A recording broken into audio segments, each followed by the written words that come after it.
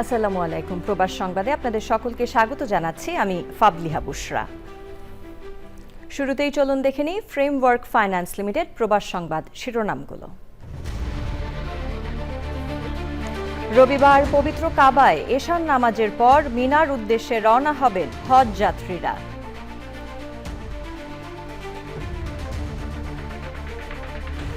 এবারও হজে যেতে পারছেন না গাজার মুসলিমরা। যুদ্ধ আর ইসরায়েলি অবরোধের কারণে তাদের মক্কায় যাওয়ার স্বপ্ন শুধুই দীর্ঘশ্বাস। চীনের শানসি প্রদেশের লিউশেনইউ কয়লা খনিতে গ্যাস বিস্ফোরণে ৯০ জনের প্রাণহানি। এক দশকের মধ্যে ভয়াবহ খনি বিপর্যয়। এবং যুক্তরাষ্ট্রে অবস্থানরত বিদেশিরা গ্রিন কার্ড চাইলে নিজ দেশে গিয়ে আবেদন করতে হবে। ইউএসসিআইএস এর নতুন নির্দেশনা।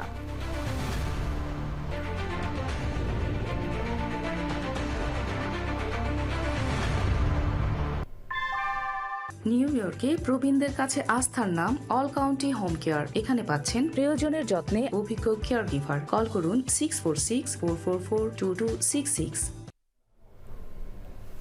সংবাদ শিরোনামগুলো জানাচ্ছিলাম। এখনকার সংবাদ আয়োজন একই সঙ্গে চ্যানেল আইয়ের ইউটিউব চ্যানেল এবং চ্যানেল আইয়ের ওটিটি প্ল্যাটফর্ম আই স্ক্রিনে লাইভ স্ট্রিম হচ্ছে। এবার জানাবো বিস্তারিত। হজের মূল কার্যক্রমে অংশ নিতে রবিবার রাতে পবিত্র কাবা ঘরে এশার নামাজ আদায় করে মিনার উদ্দেশ্যে রওনা হবেন হজযাত্রীরা।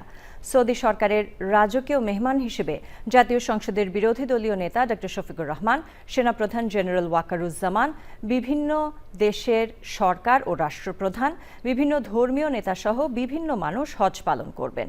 অনিয়মের অভিযোগে 2টি ট্রাভেল এজেন্সির লাইসেন্স স্থগিত করা হয়েছে। মক্কা থেকে এমওয়াই আলাউদ্দিনের প্রতিবেদন। হজযাত্রীদের জন্য সতর্কতা জারি করেছেন সৌদি সরকার। আগামী কয়েকদিন উচ্চ তাপমাত্রা, ঝড় বৃষ্টি হওয়ার সম্ভাবনা থাকায় হজ যাত্রীদেরকে দিনের বেলায় প্রয়োজন ছাড়া বাইরে না যাওয়া, নিকটবর্তী মসজিদে নামাজ আদায় এবং সবসময় সঙ্গে ছাতা ও পানি রাখার জন্য অনুরোধ করেছেন দেশটির স্বাস্থ্য মন্ত্রণালয়। সৌদি সরকার সতর্কবাণী জারি করেছেন যে দিন দিন তাপমাত্রা বৃদ্ধি পাবে, সেই জন্য হাজিদেরকে সতর্কতার সহিত, এটা আমাদের জন্য ভালো। বাংলাদেশি হজযাত্রীদের মিনা, মুজদালিফা এবং আরাফাত ময়দানে অবস্থানকালে সংশ্লিষ্ট মুআল্লিম সার্ভিস কোম্পানি, হজ গাইড এবং সরকারি কর্মকর্তাদের সাথে বৈঠক করেছেন ধর্মমন্ত্রী। ভালো ব্যবস্থাপনার জন্য পুরস্কার এবং অব্যবস্থাপনার জন্য তিরস্কারের কথা জানিয়েছেন তিনি। আপনারা যদি কোনো ব্যত্যয় দেখান, আপনাদের কাউকে কোনো সুবিধা দেওয়া হবে না। হাজিরা যদি সন্তুষ্ট থাকে, দরকার হলে আরো বেশি তেমনি সুবিধা দেওয়া হয়, সেই চেষ্টা আমরা করবো। অভিযোগ নাই, আমার আগামী দিনকেও যদি কোনো অভিযোগ না থাকে, আপনারা পরিচয় পাবেন যদি সুন্দর সুষ্ঠুভাবে হজটাকে সম্পন্ন করতে পারেন। হাজিদের বাড়ি ভাড়া, এয়ারলাইন্সের টিকিট সহ বিভিন্ন অনিয়মের কারণে একটি বেসরকারি ট্রাভেল এজেন্সি লাইসেন্স স্থগিত এবং 10টি ট্রাভেল এজেন্সিকে সতর্ক করেছে ধর্ম মন্ত্রণালয়। এয়ার ট্রাভেলস এজেন্সির বিরুদ্ধে ব্যবস্থা নেওয়া হয়েছে। তারা সঠিক সময়ে বাড়ি ভাড়া করে নাই বা হাজি রিপ্লেস করেছে সরকারের অনুমতি ছাড়া, এবং ভিসা নির্দিষ্ট সময়ে করতে ব্যর্থ হয়েছে। তাদের লাইসেন্স 2 বছরের জন্য স্থগিত করে হাশেম এয়ার ইন্টারন্যাশনাল এজেন্সি, তারা 2 জন হাজিকে প্রেরণের জন্য গাফিলতি প্রদর্শন করায় তাদের বিরুদ্ধে তাৎক্ষণিক ব্যবস্থা নেওয়া। সৌদি সরকারের পদক্ষেপের কারণে এই রাস্তাটি এখন শুনশান। হজযাত্রীদের স্বাচ্ছন্দ্যে চলাফেরা করার জন্য এই ব্যবস্থা নেওয়া হয়েছে বলে জানিয়েছেন সংশ্লিষ্টরা। সৌদি আরবের মক্কা থেকে এমওয়াই আলাউদ্দিন, চ্যানেল আই। পবিত্র ভূমি মক্কায় যখন বিশ্ব মুসলিমের লাব্বাইক ধ্বনি প্রতিধ্বনিত হচ্ছে, তখন অবরুদ্ধ গাজা উপত্যকায় চলছে কান্নার রোল। দীর্ঘ প্রতীক্ষা, লটারিতে নাম আসা এবং আজীবনের জমানো সঞ্চয় থাকার পরও টানা 3য় বছরের মতো হজে যেতে পারছেন না গাজার মুসলিমরা। যুদ্ধ আর ইসরায়েলি অবরোধের কারণে গাজাবাসীর মক্কায় যাওয়ার আজীবনের লালিত স্বপ্ন এখন শুধুই দীর্ঘশ্বাস। তাফিমুল ইসলামের রিপোর্ট। পবিত্র মক্কা নগরীতে লাখো কণ্ঠে ধ্বনিত হচ্ছে আল্লাহর মহিমা। প্রতি বছর ইসলামের এই অন্যতম স্তম্ভ পালনে বিশ্ব মুসলিমের মিলন মেলা ঘটে মক্কায়। তবে গাজা উপত্যকার মুসলিমদের জন্য হজ যাত্রা এক অলীক স্বপ্ন। মক্কার সেই লাখো কণ্ঠের সুর গাজার তাঁবুতে থাকা ফিলিস্তিনিদের হৃদয়ে তুলেছে বেদনার ঢেউ। এবার হজের লটারিতে নাম এসেছিল গাজার ২৫০০-এরও বেশি মানুষের। বছরের পর বছর টাকা জমিয়েছিলেন তারা। তবে টানা ৩ বছরের যুদ্ধ আর অবরোধে তাদের সেই স্বপ্নকে পরিণত করেছে দুঃস্বপ্নে। ৫৩ বছর বয়সী সোহেল আল কুদ্রি ২০২৩ সালেই তার বোনের সঙ্গে হজে যাওয়ার চূড়ান্ত অনুমোদন পেয়েছিলেন। পাসপোর্ট নবায়ন থেকে শুরু করে ভ্রমণের সব প্রস্তুতিও শেষ ছিল। তবে ইসরায়েলের অবরোধের কারণে থমকে যায় সব। গাজার বাসিন্দাদের হজে যাওয়ার একমাত্র পথ রাফা ক্রসিং মাসের পর মাস ধরে সম্পূর্ণ বন্ধ। শুধু গুরুতর অসুস্থ ও আহতদের ছাড়া কাউকে ভ্রমণের অনুমতি দিচ্ছে না ইসরায়েলি বাহিনী। তাই সাধারণ গাজাবাসীদের জন্য বন্ধ হজ যাত্রা। খোলা আকাশের নিচে প্লাস্টিকের তাঁবুতে বসে পবিত্র কোরআন তেলাওয়াত করে হজের এই পুণ্যময় দিনগুলোর মর্যাদা রাখার চেষ্টা করছেন সোহেল আল কুদ্রির মতো হাজারো গাজাবাসী। গাজায় অবরুদ্ধ থাকলেও তাদের মন পড়ে আছে মক্কার আরাফাত ময়দানে। তাফহিমুল ইসলাম, চ্যানেল আই। চীনের উত্তরাঞ্চলে একটি কয়লা খনিতে বিস্ফোরণে অন্তত ৯০ জন নিহত হয়েছেন। এখনও ৯ জন নিখোঁজ রয়েছেন বলে জানিয়েছে দেশটির রাষ্ট্রীয় গণমাধ্যম। রাষ্ট্রীয় সংবাদ সংস্থা সিনহুয়া জানিয়েছে, দুর্ঘটনার সময় সেখানে ২৪৭ জন শ্রমিক দায়িত্বে ছিলেন। ঘটনার পর চীনের প্রেসিডেন্ট শি জিনপিং আহতদের চিকিৎসা এবং জীবিতদের উদ্ধারে সর্বোচ্চ চেষ্টা চালানোর নির্দেশ দেন। দুর্ঘটনার কারণ তদন্ত এবং দায়ীদের বিরুদ্ধে ব্যবস্থা নেওয়ারও নির্দেশ দিয়েছেন তিনি। রাষ্ট্রীয় গণমাধ্যমের তথ্য অনুযায়ী কয়লা খনির দায়িত্বে থাকা কর্মকর্তাদের আটক করা হয়েছে। তবে গ্যাস বিস্ফোরণের কারণ এখনও জানানো হয়নি। ২০০০ সালের শুরুর দিকে চীনের কয়লা খনিগুলোতে প্রায়ই প্রাণঘাতী দুর্ঘটনা ঘটত। তবে সাম্প্রতিক বছরগুলোতে দেশটিতে নিরাপত্তা ব্যবস্থা কঠোর হয়েছে। মার্কিন প্রেসিডেন্ট ডোনাল্ড ট্রাম্প দাবি করেছেন, চুক্তিতে পৌঁছানোর জন্য ইরান মরিয়া হয়ে উঠেছে। হোয়াইট হাউস থেকে সরাসরি সম্প্রচার করা ভাষণে মার্কিন সামরিক শক্তির প্রশংসা করে তিনি বলেন, বিশ্বের সবচেয়ে শক্তিশালী ও সেরা সামরিক বাহিনী রয়েছে যুক্তরাষ্ট্রের। তবে ইরানের পররাষ্ট্র মন্ত্রণালয় বলছে, দুপক্ষের মধ্যে গভীর ও গুরুত্বপূর্ণ মত পার্থক্য থাকায় আগামী কয়েক সপ্তাহ বা মাসের মধ্যেও কোনো চুক্তি হবে কিনা তা নিশ্চিত নয়। যুদ্ধ বন্ধের আলোচনার জন্য ইরানের পররাষ্ট্রমন্ত্রী আব্বাস আরাকচির সঙ্গে বৈঠক করেছেন পাকিস্তানের স্বরাষ্ট্রমন্ত্রী সৈয়দ মোহসিন নাকভি। যদিও ইউরেনিয়ামের মজুদ ও হরমুজ প্রণালীর নিয়ন্ত্রণ নিয়ে ওয়াশিংটন ও তেহরানের মধ্যে মূল বিরোধগুলো এখনও কাটেনি। এদিকে প্রত্যাশার চেয়েও দ্রুত গতিতে নিজেদের সামরিক সক্ষমতা পুনরুদ্ধার করছে ইরান। মার্কিন গোয়েন্দা কর্মকর্তারা জানিয়েছেন, যুদ্ধবিরতির মধ্যে ইরান ড্রোন বানানো শুরু করে দিয়েছে বলে তথ্য পেয়েছেন তারা।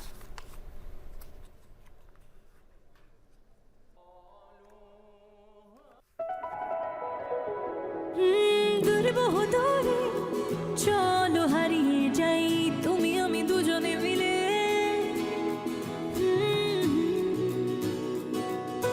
মিষ্টি মিষ্টি আদরে ভালোবাসার চাদরে হারিয়ে যাই দূরে বহুদূরে। লালা এভাবেই হারিয়ে গিয়ে ফিরে আসার গল্পগুলো বুনি শাহজালাল ফুড প্রোডাক্টসের বিস্কুট এবং ড্রাই ফ্রুটের সাথে। শাহজালাল, ঐতিহ্যের অনন্য স্বাদ, বিশ্বময়।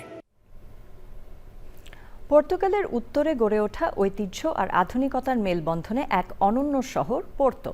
আধুনিক ও প্রাণবন্ত শহরটি পর্যটন, সংস্কৃতি এবং স্টার্টআপ ব্যবসায় দ্রুত এগিয়ে যাচ্ছে। ইউরোপের অন্যতম জনপ্রিয় ভ্রমণ গন্তব্য হিসেবেও পোর্তোর গুরুত্ব দিন দিন বাড়ছে। ছোট্ট এই শহর থেকে ঘুরে এসে রিপোর্ট করছেন পর্তুগাল প্রতিনিধি হাফিজ আল আসাদ। পর্তুগালের উত্তর প্রান্তে ডিরো রিভার তীরে গড়ে ওঠা মোহনীয় এক শহর পোর্তো। সরু গলি, রঙিন বাড়ি আর শতাব্দীর প্রাচীন স্থাপনায় ভরপুর এই শহরটি যেন ইতিহাসের এক জীবন্ত জাদুঘর। পোর্তো শহরের সব থেকে বড় আকর্ষণ তার ঐতিহাসিক কেন্দ্র river street. UNESCO world heritage সাইটে স্বীকৃত এই এলাকাটি যেন পর্যটকদের কাছে বেশ জনপ্রিয়। আর এই এলাকা দিয়ে হেঁটে গেলেই মনে হবে যেন কয়েকশো বছর পিছিয়ে গেছে। En Porto hemos pasado súper bonito, hemos visitado muchas iglesias. Puedo decir que Porto es una ciudad súper linda, súper turística. আমাদের এই অর্থনীতিটা এখন টুরিস্টিক অর্থনীতি, আর আমাদের পর্যটন নগরী যে পোর্তোতে গত 7-8 বছরে পর্যটকের সংখ্যা দিন দিন বেড়ে চলছে। পোর্তো শহরের সবচেয়ে বড় স্থাপনা হলো পোর্তো সেতু, যা নির্মিত হয়েছিল 19 শতকে। এই সেতু শুধু যোগাযোগের মাধ্যম নয়, বরং এটি শহরের প্রতীক হিসাবে দাঁড়িয়ে আছে। বিশ্ববিখ্যাত ওয়াইনের শহর হিসেবে পরিচিত এই পোর্তোই ডিডো রিভার ভ্যালিতে উৎপাদিত ওয়াইন বিশ্বজুড়ে পোর্তো শহরের নাম বহন করে। পর্যটন, সংস্কৃতি আর ব্যবসায় দ্রুত যেমন এগিয়ে যাচ্ছে, তেমনি ইউরোপের অন্যতম জনপ্রিয় ভ্রমণ গন্তব্য হিসেবেও গুরুত্ব বাড়ছে পোর্তো শহরের। যারা সংস্কৃতি, ইতিহাস আর প্রাকৃতিক সৌন্দর্যের স্বাদ নিতে চান, তাদের জন্যই পোর্তো এক আদর্শ গন্তব্য। পর্তুগালের পোর্তো শহর থেকে হাফিজ আল আসাদ, চ্যানেল আই। এবার ইউএসএ সংবাদ।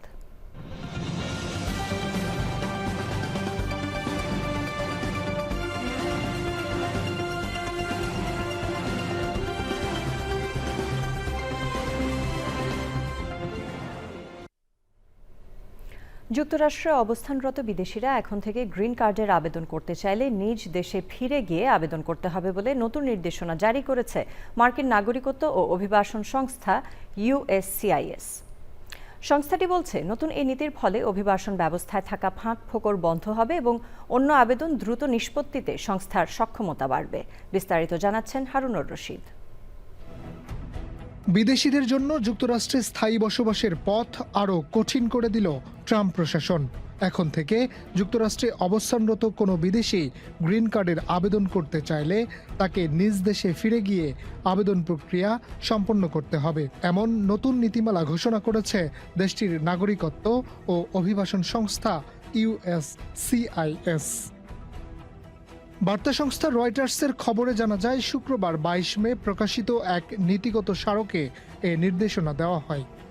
USCIS এর তত্ত্বাবধায়ক সংস্থা মার্কিন হোমল্যান্ড সিকিউরিটি বিভাগ জানিয়েছে, অস্থায়ীভাবে যুক্তরাষ্ট্রে অবস্থানরত বিদেশিরা আর দেশটির ভেতর থেকে সহজে স্থায়ী বসবাসের অনুমতি বা গ্রিন কার্ডের জন্য আবেদন করতে পারবে না। নতুন নিয়ম অনুযায়ী আবেদনকারীকে নিজ দেশে ফিরে গিয়ে পুরো আবেদন প্রক্রিয়া সম্পন্ন করতে হবে। সংস্থাটি বলছে, এই সিদ্ধান্তের মাধ্যমে অভিবাসন ব্যবস্থার বিদ্যমান ফাঁকফোকর বন্ধ করা সম্ভব হবে। পাশাপাশি অন্যান্য আবেদন দ্রুত নিষ্পত্তির ক্ষেত্রেও সক্ষমতা বাড়বে। তবে বিশেষ কিছু পরিস্থিতিতে ব্যতিক্রমী সুবিধা দেওয়া হবে কিনা তা প্রতিটি আবেদন আলাদাভাবে পর্যালোচনা করে সিদ্ধান্ত নেওয়া হবে বলেও জানানো হয়েছে। এদিকে মানবাধিকার ও শরণার্থী সহায়তাকারী সংগঠনগুলো এই সিদ্ধান্তের তীব্র সমালোচনা করেছে। শরণার্থী ও অভিবাসীদের নিয়ে কাজ করা সহায়তা সংস্থা HIAS বলেছে, নতুন এই নীতির ফলে মানব পাচারের শিকার ব্যক্তি, নির্যাতিত নারী ও ঝুঁকিতে থাকা শিশুদের এমন দেশে ফেরত পাঠানো হতে পারে যেখান থেকে তারা জীবন বাঁচাতে পালিয়ে এসেছিল। বিশ্লেষকদের মতে, প্রেসিডেন্ট ডোনাল্ড ট্রাম্প প্রশাসনের কঠোর অভিবাসন নীতির ধারাবাহিক অংশ হিসেবেই এই পরিবর্তন আনা হয়েছে। এর আগে ট্রাম্প প্রশাসন শিক্ষার্থী, সাংস্কৃতিক বিনিময় কর্মসূচির অংশগ্রহণকারী এবং গণমাধ্যম কর্মীদের ভিসার মেয়াদ কমানোর উদ্যোগ নেয়। এছাড়াও চলতি বছরের জানুয়ারিতে মার্কিন পররাষ্ট্র দপ্তর জানায়, ট্রাম্প দায়িত্ব নেওয়ার পর থেকে 1 লাখের বেশি ভিসা বাতিল করা হয়েছে। Harunur Rashid, channel I. পদত্যাগ করার ঘোষণা দিয়েছেন মার্কিন জাতীয় গোয়েন্দা বিভাগের পরিচালক তুলসি গ্যাবার্ড। ক্যান্সার আক্রান্ত স্বামীর পাশে থাকতেই এমন সিদ্ধান্ত বলে জানিয়েছেন তিনি। তবে সংবাদ মাধ্যম রয়টার্স বলছে, হোয়াইট হাউস থেকে কার্যত গ্যাবার্ডকে সরিয়ে দেওয়া হয়েছে। এমনকি ভারপ্রাপ্ত নতুন গোয়েন্দা প্রধানের নামও ঘোষণা করেছেন মার্কিন প্রেসিডেন্ট ডোনাল্ড ট্রাম্প। সুব্রত গাইনের রিপোর্ট। তুলসি গ্যাবার্ড যুক্তরাষ্ট্রের প্রথম নারী গোয়েন্দা বিভাগের পরিচালক হিসেবে দায়িত্ব পেয়েছিলেন। তবে হঠাৎ করে স্বামী আব্রাহাম উইলিয়ামসের বিরল অস্থি ক্যান্সারের কথা জানিয়ে তিনি এই পদ থেকে পদত্যাগের ঘোষণা দেন। সামাজিক যোগাযোগ মাধ্যম এক্সে এক পোস্টে তিনি বলেন, এই মুহূর্তে জনসেবা থেকে সরে দাঁড়িয়ে স্বামীকে পূর্ণ সমর্থন দিতে হবে। পদত্যাগপত্রে আবেগঘন ভাষায় স্বামীর প্রতি কৃতজ্ঞতাও প্রকাশ করেন। মার্কিন সংবাদ মাধ্যম ফক্স নিউজের এক প্রতিবেদনে বলা হয়, শুক্রবার ওভাল অফিসে প্রেসিডেন্ট ট্রাম্পের সঙ্গে বৈঠকের সময় গ্যাবার্ড তাকে ব্যক্তিগতভাবে পদত্যাগের সিদ্ধান্ত জানান। আগামী 30শে জুন তার দায়িত্বের শেষ দিন হওয়ার কথা রয়েছে। পদত্যাগপত্রে গ্যাবার্ড প্রেসিডেন্ট ট্রাম্পকে ধন্যবাদ জানিয়ে বলেন, গত 1.5 বছর জাতীয় গোয়েন্দা দপ্তরের নেতৃত্ব দেওয়ার সুযোগ পাওয়াকে তিনি সম্মানের বলে মনে করেন। তবে রয়টার্সকে একটি সূত্র জানিয়েছে, হোয়াইট হাউস থেকে গ্যাবার্ডকে কার্যত সরিয়ে দেওয়া হয়েছে। এদিকে ট্রাম্প তার সামাজিক যোগাযোগ মাধ্যম ট্রুথ সোশ্যালে জানান, principal deputy director Aaron Lucas ভারপ্রাপ্ত জাতীয় গোয়েন্দা পরিচালক হিসেবে দায়িত্ব পালন করবেন এবং গ্যাবার্ডকে তার কাজের জন্য ধন্যবাদ জানান। তবে তুলসী গ্যাবার্ডের পদত্যাগ নিয়ে বিশ্লেষকরা ভিন্ন কথাও বলছেন। তাদের দাবি, ইরান ইস্যুতে ট্রাম্প ও গ্যাবার্ডের মতপার্থক্যের কারণে এমনটা হতে পারে। Subrata Gain, channel I. কোয়াডভুক্ত দেশগুলোর পররাষ্ট্রমন্ত্রীদের বৈঠকে যোগ দিতে 4 দিনের সফরে ভারত গেছেন মার্কিন পররাষ্ট্রমন্ত্রী মার্কো রুবিও। কোয়াড হল ভারত, অস্ট্রেলিয়া, জাপান ও যুক্তরাষ্ট্রের ইন্দো প্যাসিফিক কৌশলগত জোট।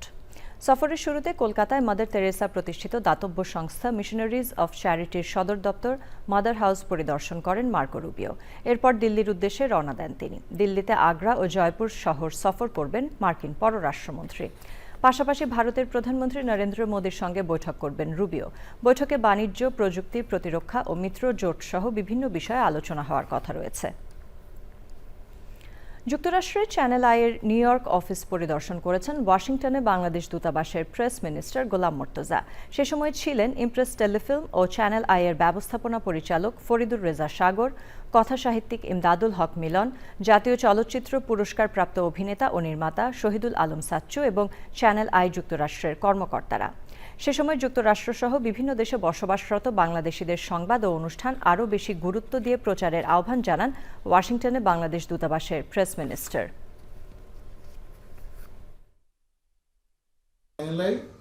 চ্যানেল আইয়ের শুরুতে সিদ্ধেশ্বরীতে যে অফিসটি ছিল, চ্যানেল আইয়ের যে অফিস, সেই অফিসটির সঙ্গে আমার কাছে মনে হলো যে এই জ্যাকসন হাইটসের, উত্তর আমেরিকার জ্যাকসন হাইটসে যে অফিসটি এখন দাঁড়িয়ে আছি, এই জায়গাটির সঙ্গে সেই সিদ্ধেশ্বরী অফিসের কিছুটা মিল আছে। চ্যানেল আই অনেক ছোট করে শুরু হয়েছিল, এখন বিশাল বিশাল বড় হয়েছে উত্তর আমেরিকাতে। সে এটাকে ছোট বলা যাবে না, ছিমছাম গোছানো সুন্দর একটি অফিস। নিউ ইয়র্কে চলছে 35তম নিউ ইয়র্ক আন্তর্জাতিক বাংলা বইমেলা। উদ্বোধন অনুষ্ঠানে বক্তারা বলেন, প্রবাসে বাংলাভাষী পাঠকের কাছে বই তুলে দিতে অনন্য সাধারণ ভূমিকা রাখছে নিউ ইয়র্ক আন্তর্জাতিক বাংলা বইমেলা। নিউ ইয়র্ক থেকে রাশেদ আহমেদের পাঠানো তথ্যে লাইলা নওশিনের রিপোর্ট। জামাইকা পারফর্মিং আর্টস সেন্টারে 4 দিনের নিউ ইয়র্ক আন্তর্জাতিক বইমেলার উদ্বোধন করেন কথা সাহিত্যিক ইমদাদুল হক মিলন। সঙ্গে ছিলেন শিশু সাহিত্যিক ফরিদুর রেজা সাগর ও তার সহধর্মিণী বিশিষ্ট নারী উদ্যোক্তা কণা রেজা।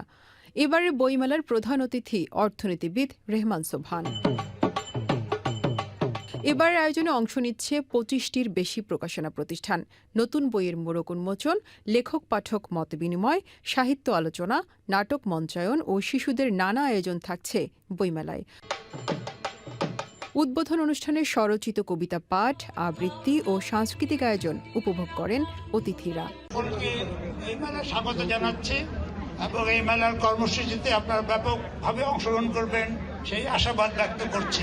35 বছর ধরে নিউ ইয়র্কে বাংলাদেশের ইতিহাস, ঐতিহ্য ও সংস্কৃতি তুলে ধরতে বইমেলার আয়োজনের প্রশংসা করেন অতিথিরা। মুক্তধারা ফাউন্ডেশন আয়োজিত 35তম নিউ ইয়র্ক বইমেলার শুভ উদ্বোধন ঘোষণা করছি। বাংলা সাহিত্য ও সমাজ চিন্তার 2 কিংবদন্তি শামসুদ্দিন আবুল কালাম ও মহাশ্বেতা দেবীর জন্ম শতবর্ষে শ্রদ্ধা নিবেদন করা এবারের বইমেলার বিশেষ আয়োজন। Laila Naushin, channel I. Asian American ও প্যাসিফিক আইল্যান্ডার হেরিটেজ মান্থ উদযাপন করেছে নিউ ইয়র্ক পুলিশ ডিপার্টমেন্ট। আয়োজকরা জানান, নিউ ইয়র্ক সিটির বহুজাতিক সংস্কৃতি ও আইন শৃঙ্খলা বাহিনীর মধ্যে পারস্পরিক সম্প্রীতি ও সহযোগিতা আরও শক্তিশালী করতে এই আয়োজন। নিউ ইয়র্ক থেকে রাশেদ আহমেদের পাঠানো তথ্যে লাইলা নওশিনের আরেকটি রিপোর্ট। নিউ ইয়র্ক সিটির পুলিশ সদর দপ্তর ওয়ান পুলিশ প্লাজায় এশিয়ান আমেরিকান ও প্যাসিফিক আইল্যান্ডের হেরিটেজ মান্থের বর্ণাঢ্য আয়োজন। এনওয়াইপিডির বিভিন্ন সামাজিক ও সাংস্কৃতিক সংগঠন, ফ্র্যাটার্নাল অর্গানাইজেশনের যৌথ আয়োজনে অনুষ্ঠানে অংশ নেন পুলিশ কর্মকর্তা, কমিউনিটি নেতৃবৃন্দ ও বিভিন্ন জাতিগোষ্ঠীর প্রতিনিধিরা। এশিয়ান হেরিটেজ আমাদের যে এশিয়া মহাদেশের যে আমাদের অফিসারদের খুবই সুন্দর, সব এক জায়গায় বিভিন্ন দেশের খাবার আসছে, ভিন্ন ভিন্ন খাবার টেস্ট করার সুযোগ পেয়েছি, খুব ভালো লাগছে। দেশি সোসাইটি এবং কোরিয়ান আমেরিকান অর্থোডক্স সোসাইটি এবং ইন্ডিয়ান অর্থোডক্স সোসাইটি সবাই সম্মিলিতভাবে আমরা এটা আজকে সেলিব্রেট করতে। অনুষ্ঠানে এনওয়াইপিডি হিরোজ ভিডিও প্রদর্শনী ও বীরত্বপূর্ণ অবদানের জন্য পুলিশ কর্মকর্তাদের সম্মাননা দেওয়া হয়। সম্মাননাপ্রাপ্ত বাংলাদেশি কর্মকর্তাদের মধ্যে ছিলেন ক্যাপ্টেন এহতেশাম খান ও lieutenant Fazilatunnesa. So today we show the department and the community our rich culture and we get together our community members, department personnel all together. আজকে নিউ ইয়র্ক সিটি পুলিশ ডিপার্টমেন্টের ওয়ান পুলিশ প্লাজায় APPI celebration heritage month আমরা celebration করতে যাচ্ছি। এখানে Bangladesh American police association সহ অন্যান্য Asian যারা পুলিশ সোসাইটিগুলো আছে সবাই এখানে আসছে। অনুষ্ঠানে এনওয়াইপিডির বিভিন্ন সামাজিক সাংস্কৃতিক সংগঠন তাদের সংস্কৃতি ও ঐতিহ্যবাহী খাবার পরিবেশন করে। এর মধ্যে Bangladeshi American police association Bappa food কর্নারে ছিল চোখে পড়ার মতো ভিড়। লাইলা হোসেন, চ্যানেল আই। নিউ ইয়র্কের জ্যাকসন হাইটসে শুরু হয়েছে অল কাউন্টি হোম কেয়ারের ৮ম শাখার কার্যক্রম। শাখাটি উদ্বোধন করেন বিশিষ্ট নারী উদ্যোক্তা কনা রেজা। উপস্থিত ছিলেন অল কাউন্টি হোম কেয়ার এর সিইও আব্দুল কাদের শিশির ও তার সহধর্মিণী সিফা আমিন। উদ্বোধনী অনুষ্ঠানে উপস্থিত ছিলেন অভিনেতা সজল ও চঞ্চল চৌধুরী। নিউ ইয়র্কের প্রবীণ প্রবাসী বাংলাদেশি কমিউনিটির কল্যাণে কাজ করার প্রত্যয় জানিয়েছেন অল কাউন্টি হোম কেয়ারের সিইও আব্দুল কাদের শিশির। 5 years আগে আমরা যখন করোনা কোভিড ছিল তখন আমি ম্যানহাটনে বিজনেস করতাম। তখন আমার মনে হলো যে বেঁচে থাকার মানেটা কি, এই কোভিডে যদি আজকে আমি মারা যেতে আমার কি রেখে যাবে। তখন আমার মনে হলো যে আমি যে বিজনেস করি মানুষের সেবা হয়, কিন্তু একটু বেশি সেবা হয় যদি হেলথ কেয়ার সেক্টরে যাই। এবার অন্যান্য খবর। গ্যাং তাণ্ডবে বিপর্যস্ত হাইতির পোর্ট অফ প্রিন্সের প্রায় ৯০% এলাকা। লুট আর অগ্নিসংযোগে উপায় না পেয়ে বাস্তুচ্যুত হচ্ছে হাজারো মানুষ। নতুন করে প্রায় অর্ধশতাধিক মানুষের প্রাণহানি হয়েছে। সুলতানা হিমুর রিপোর্ট। ২০২১ সালে রাষ্ট্রপতি জোভেনেল মোয়েসের হত্যাকাণ্ডের পর ৫ বছর ধরে হাইতিতে চলছে গ্যাংযুদ্ধ। লুটতরাজ আর অগ্নিসংযোগে বিপর্যস্ত সেখানকার মানুষের জীবন। বিশ্ব খাদ্য কর্মসূচির তথ্য অনুযায়ী হাইতির ওয়েস্তে এবং আর্তিবনিতে গ্যাং সহিংসতার নতুন ঢেউয়ে প্রাণ হারিয়েছে অর্ধশতাধিক মানুষ এবং বাস্তুচ্যুত হয়েছে হাজার হাজার মানুষ। ডেলমাস 33 এর শালম গির্জায় আশ্রয় নিয়েছে ২,০০০-এর বেশি বাস্তুচ্যুত ব্যক্তি। আমি সবেমাত্র বাড়ির ভাড়া দিয়েছিলাম আর আমাদের পালিয়ে আসতে হলো। এখন আমাদের কিছুই নেই, মাথার উপর ছাদ নেই। আমরা জানি না যে আমরা আদৌ ফিরতে পারবো কিনা। এরা কেবলমাত্রই গৃহহারা হয়েছে যারা পোর্ট অফ প্রিন্সেস সিতে সোয়েল কমনের প্লেন কাল দে স্যাক এলাকায় সাম্প্রতিক হামলা থেকে পালিয়ে এসেছেন। তারা নিঃস্ব অবস্থায় এসেছেন এবং বেঁচে থাকার জন্য তাদের জরুরি সহায়তা প্রয়োজন। ডেলমাস 33 এর দ্য শালম চার্চে আশ্রয় নেওয়া পরিবারগুলো WFP এর থেকে জরুরি খাদ্য সহায়তা পাচ্ছে, যার মধ্যে রয়েছে চাল, ডাল, তেল এবং পুষ্টিবর্ধক আটা। Sultana Himu, channel I. Canada থেকে আলাদা হওয়ার বিষয়ে গণভোট আয়োজনের পরিকল্পনা করছে তেল সমৃদ্ধ প্রদেশ অ্যালবার্টা। প্রাদেশিক সরকার জানিয়েছে অক্টোবর মাসে একটি গণভোট অনুষ্ঠিত হতে পারে, যেখানে ভোটারদের মতামত নেওয়া হবে অ্যালবার্টা ভবিষ্যতে স্বাধীনতার জন্য সাংবিধানিক প্রক্রিয়া শুরু করবে কিনা এ বিষয়ে। অ্যালবার্টার প্রিমিয়ার ড্যানিয়েল স্মিথ বলেছেন, এটি সরাসরি কানাডা থেকে বিচ্ছিন্ন হওয়ার ভোট নয়, বরং জনগণ ভবিষ্যতে আনুষ্ঠানিক স্বাধীনতা গণভোট আয়োজনের পক্ষে কিনা সেটি যাচাই করাই মূল উদ্দেশ্য। সাম্প্রতিক সময়ে অ্যালবার্টায় বিচ্ছিন্নতাবাদী আন্দোলন জোরালো হয়ে ওঠে। স্বাধীনতার দাবিতে ৩ লাখের বেশি স্বাক্ষর জমা পড়েছে বলে দাবি করেছেন আন্দোলনকারীরা। তবে জনমত জরিপে দেখা গেছে এখনও প্রদেশটির মাত্র 1/3 মানুষ কানাডা থেকে আলাদা হওয়ার পক্ষে। সম্প্রতি একটি স্বাধীনতা গণভোটের আবেদন স্থগিত করে দিয়েছে আদালত। আদালতের মতে এ ধরনের উদ্যোগের আগে আদিবাসী ফার্স্ট নেশনস সম্প্রদায়ের সঙ্গে পরামর্শ করা প্রয়োজন।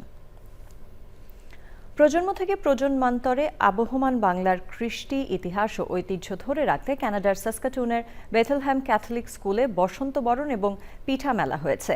মেলায় এবারের স্লোগান ছিল শিকড়ের গান, প্রজন্মের টান, একসাথে গাই বসন্তের গান। মেলায় ছিল রং বেরঙের বাহারি শাড়ি, বাংলার ঐতিহ্যময় খাবার সহ আকর্ষণীয় বিভিন্ন ধরনের স্টল। কর্মময় একঘেয়েমি জীবন থেকে বেরিয়ে প্রবাসী বাংলাদেশিরা মেতে ওঠেন আনন্দ উৎসবে।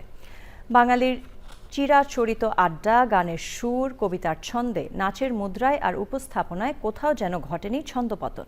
প্রবাসে এই আয়োজন মাতৃভূমি এবং সাংস্কৃতিক চর্চার ধারাকে আরও সমৃদ্ধ করবে এমন আশা আয়োজকদের। আজারবাইজানের রাজধানী বাকুতে অনুষ্ঠিত জাতিসংঘের ওয়ার্ল্ড আরবান ফোরামের ১৩তম অধিবেশনে বাংলাদেশ ভিত্তিক সংগঠন ওয়ার্ল্ড লিঙ্ক আপের স্বল্প দৈর্ঘ্য চলচ্চিত্র দর্শকদের আকৃষ্ট করেছে। West to wealth building resilient সিটিজ and communities শীর্ষক চলচ্চিত্রটি প্রদর্শন করা হয়। ছবিটি প্রদর্শনের পর অংশগ্রহণকারী কয়েকটি দেশ এই মডেলের ব্যাপারে আগ্রহ প্রকাশ করেছে। অনুষ্ঠানে বিভিন্ন দেশের কয়েকজন মন্ত্রী এবং গ্রিস ও সৌদি আরব সহ ৫টি দেশের মেয়র ও জাতিসংঘের উচ্চপদস্থ কর্মকর্তারা উপস্থিত ছিলেন। সবশেষে ফ্রেমওয়ার্ক ফাইন্যান্স লিমিটেড সংবাদ শিরোনামগুলো জানিয়ে দিচ্ছে আরও একবার। রবিবার পবিত্র কাবায় এশার নামাজের পর মিনার উদ্দেশ্যে রওনা হবেন হজ যাত্রীরা।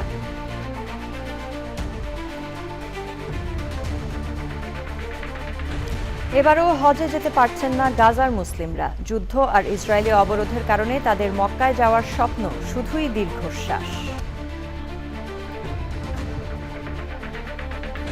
চীনের শানসি প্রদেশের লিউশেনিও কয়লা খনিতে গ্যাস বিস্ফোরণে ৯০ জনের প্রাণহানি। ১ দশকের মধ্যে ভয়াবহ খনি বিপর্যয়।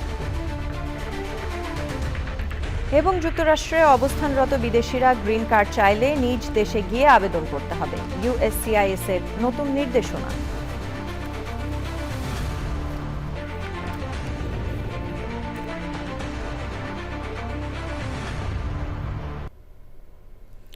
বাংলাদেশ স্যাটেলাইট কোম্পানি লিমিটেড পরিচালিত জরিপ অনুযায়ী আগের মাসগুলোর মতো এপ্রিলেও টিআরপি টপার অর্থাৎ দেশের সবচেয়ে জনপ্রিয় টেলিভিশন চ্যানেল আই এর সর্বশেষ সংবাদ জানতে ভিজিট করুন channelionline.com-এ।